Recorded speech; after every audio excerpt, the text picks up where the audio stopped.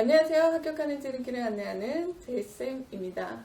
오늘은 논술 기초에 대해서 다룰 거예요. 어떻게 하면 우리가 글을 잘 쓸 수 있는지에 대해서 이야기를 할 거거든요. 특히 논술 같은 경우에는 그 글자만 보더라도 되게 어려운 것 같아, 막막하다 하시는 분들이 많아요. 왜? 우리가 논술을 제대로 배워본 적이 없기 때문에 그래요. 입시 논술을 경험했다고 하더라도 이 논술이라는 것이 지속적인 경험이 아니기 때문에 내가 피가 되고 살이 될 만큼의 기간이라든지 멘토링을 받아본 적이 없어요.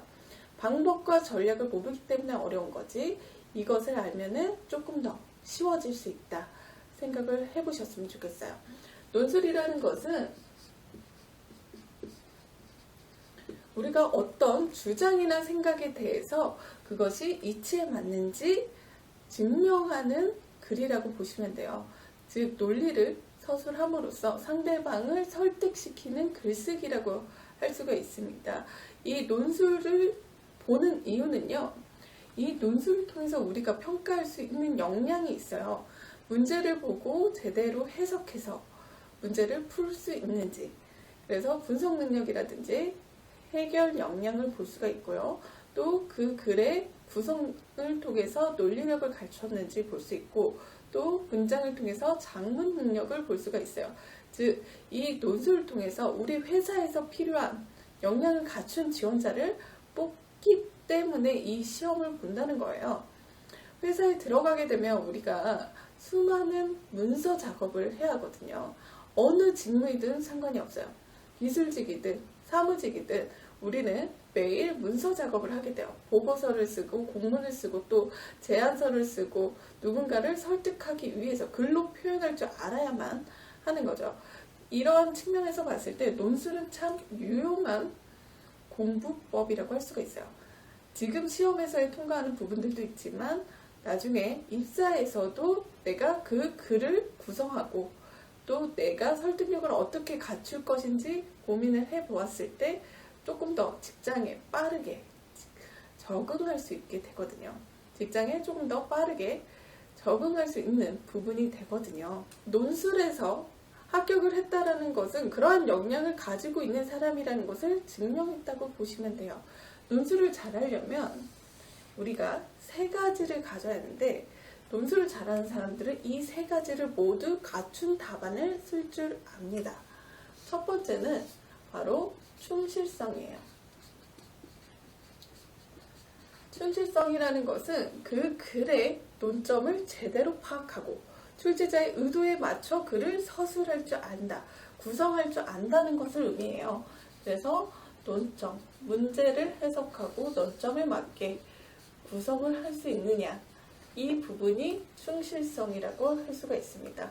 실제적으로 이 충실성을 놓치게 되면요, 논점이 이탈돼서 탈락하는 경우들이 많아요. 논점이 이탈했다는 것은 동문서답했다는 거거든요. 그런 부분에서는 이제 충실성을 놓쳐서는 절대 안 되는 부분이겠죠. 그리고 두 번째로는 논리성이에요. 논술 시험에서는 당연히 빼먹을 수 없는 부분이죠. 논리성이라는 것은 글에 증명을 하는 거잖아요. 내 주장이 얼마나 타당한지 증명하는 글쓰기잖아요. 그런 부분에서 논리를 당연히 갖춰야겠죠. 이 논리라는 것은요, 이 두 가지로 이야기를 할 수가 있어요. 첫 번째는 개연성이에요. 두 번째는 타당성이에요. 우리가 논리를 이야기할 때 개연성과 타당성을 모두 갖추고 있을 때 정말 논리적인 글이다, 이렇게 이야기를 하거든요. 개연성이라는 것은 인과관계가 맞는 거예요. 글의 앞뒤가 맞는 것이라고 이해하시면 돼요. 우리가 어떤 드라마를 보거나 영화를 볼 때도 이 개연성을 무시하게 되면 그 스토리가 말이 안 되는데, 이거는 좀 아닌 것 같은데 생각이 들 때가 있어요. 그거는 개연성이 떨어지는 스토리이기 때문이에요. 논술에서도 그 문장과 문장, 문단과 문단에서도 개연성이 떨어지면 논리적인 구조가 조금 부실해 보여요. 부실공사처럼 보이니까 개연성을 갖출 수 있도록 그 인과관계를 좀 맞춰줘야 돼요. 글을 쓸 때도 시간의 흐름에 맞춰서 쓴다든지, 원인과 결과를 맞춘다든지, 문제와 해결 방안을 호응되게 쓴다든지, 그런 부분이 바로 개연성이라고 이야기할 수가 있어요. 그리고 두 번째로는 타당성이에요. 타당성 같은 경우에는 한마디로 말을 하면 증명을 하는 거다라고 보실 수가 있어요. 이 증명을 하는 것은 결국에 근거를 통해서 내 글이, 나의 주장이 타당함을 입증하는 것이라고 보시면 돼요. 중요하겠죠? 이 부분은 바로 논증으로 설명을 할 수가 있어요. 논술의 꽃은 논증이라고 할 수가 있거든요.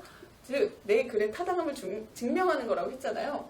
즉, 어떤 주장을 이야기하고 그것에 맞는 판별 기준이라든지, 왜냐면 이제 이 주장이 맞는지 아닌지를 알아야 하니까 그런 부분에서 기준이나 이유를 들어서 이야기를 해요.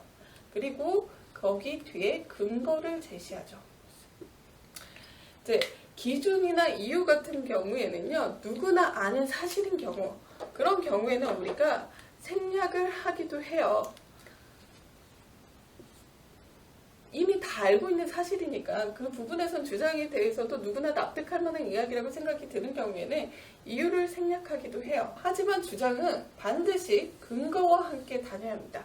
혼자서 단독으로 다니게 되면요, 혼자 다니게 되면 이것을 단정이라고 얘기를 해요. 즉, 이 주장의 설득력이 약해지는 거예요. 이런 경우들이 정말 많이 있어요. 여러분들이 방안을 제시할 때 주장만 쭉 나열하는 경우들이 있거든요. 이거 해야 한다, 저거 해야 한다, 막 이렇게 제시하는 경우들이 있어요.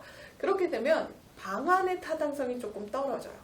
내가 방안에 대한 타당성을 높이고 싶은 경우에는 그 방안을 조금 더 구체적으로 쓰고 또 사례를 들어서 입증을 하고, 즉 사례를 들어서 그러한 성과가 있다는 것을 보여줌으로써 내 방안이 타당한 방안이다라는 것을 논증하는 것도 중요해요. 반드시 주장하고 근거는 같이 다녀야 한다는 것을 기억하셔야 돼요. 나는 글을 쓸 때 논증을 할 건데 어떤 근거를 가지고 논증을 할 것인지 반드시 생각해 보셔야 합니다.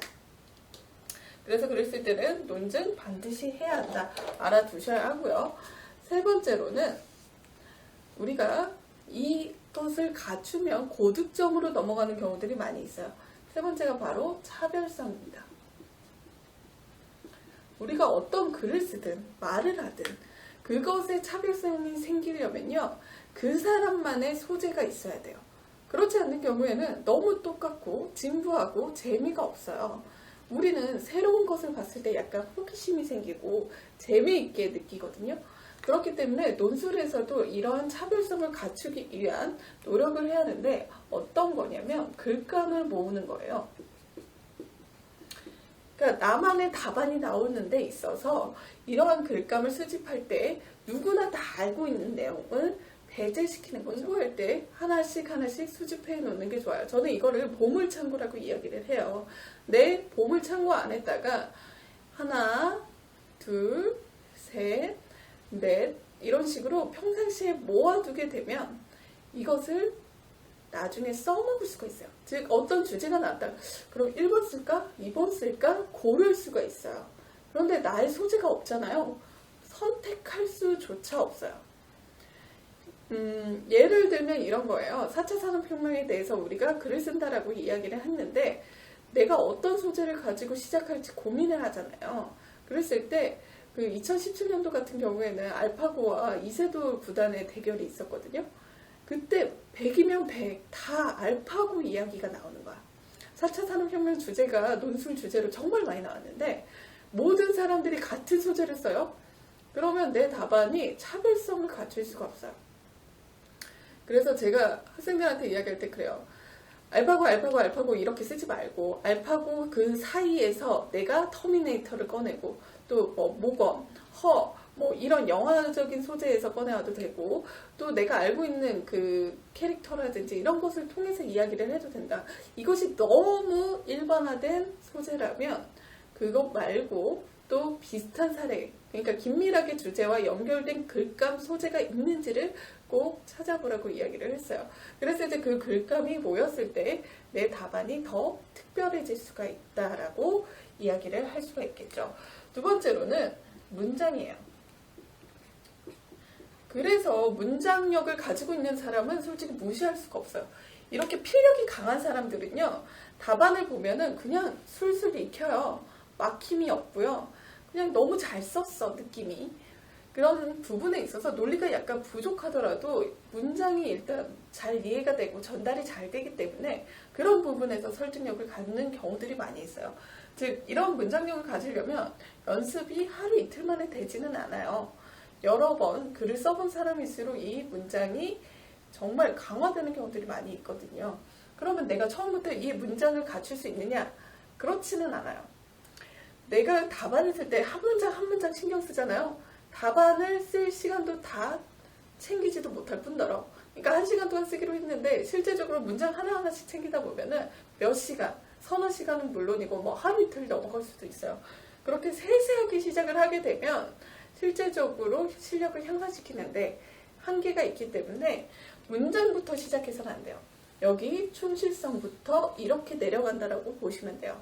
그래서 내가 처음에는 어쨌든 그 글의 구성 능력을 갖출 수 있도록, 즉 문제를 분석하고 그것에 맞는 구성을 한 다음에, 그리고 논리를 잘 갖춰서 쓰고 글감도 이제 하나씩 새롭게 시도를 해보는 거죠. 그 다음에 태고를 계속 하다 보면 태고를 통해서 이제 문장력을 보완하는 게 좋아요. 처음부터 문장을 보려는 것보다는 구성부터 시작을 하는 게 좋다. 구성이 이제 잘 돼야 글이 제대로 쓸 수 있다 이야기를 할 수 있는 거예요. 그래서 이렇게 내려가는 게 좋고요. 이 구조는 이제 답안 점수대에서도 우리가 확인할 수가 있어요. 보통 우리가 시험을 보게 되면요, 그 점수대가 이제 정규분포표를 따르게 되는데 이렇게 평균이 있고 이렇게 합격 점수대가 여기에 있다고 한다고 하면 보통 논술 같은 경우에는 60점 초반대에서 75점 사이가 이제 합격선이 들어가게 돼요. 그랬을 때 이 점수대에 온다는 것은 어떤 사람들이냐면, 즉 60점대부터 그 중간 점수 뭐 70점대라면 어느 정도 우리가 충실하게 썼다, 논점에 맞춰 썼다라고 평가할 수 있고요. 거기에 이제 논리성도 어느 정도 갖췄다. 뒤로 갈수록 논리가 좀 훨씬 더 강화된 답안이겠죠. 그리고 이렇게 이제 진짜 상위권 점수 있잖아요. 이 점수대로 넘어가게 되면요, 이 친구들은 85점에서 이제 90점 이상, 90점대부터는 아예 달라요. 3번부터 확실하게 달라요. 1, 2번은 기본이고 3번에서 글감이 완전히 달라요. 실제로 코이카에서 이제 90점 이상 맞은 분들이 있잖아요. 그분들의 답안을 제가 실제로 첨삭을 했을 때 서론부터 달라요. 서론도 다르고 결론도 달라요. 물론 이제 그 논리성에서의 구조는 비슷할 때도 있지만 서론과 결론에서 엄청나게 실험을 했구나 느껴져요. 이 사람이 글감을 다르게 쓰기 위해서 많은 것을 찾아봤구나. 처음에는 당연히 안 돼요. 이 글감이라는 것은 이제 내가 평상시에 이렇게 노트에 정리해 놓는다고 하더라도 이것을 실제 답안에다가 적용해 보는 건 또 다른 문제거든요.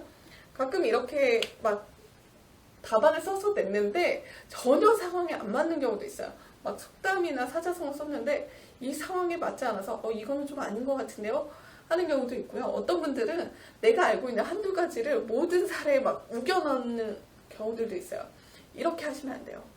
내가 가지고 있는 글감에서 가장 주제랑 긴밀하게 연결되어 있고, 그리고 그것이 진부하지 않은 것을 선택하는 게 중요하다.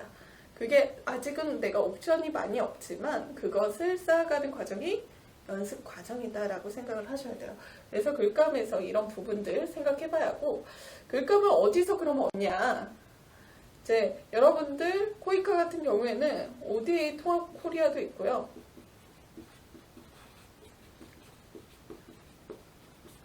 ODA 도서관,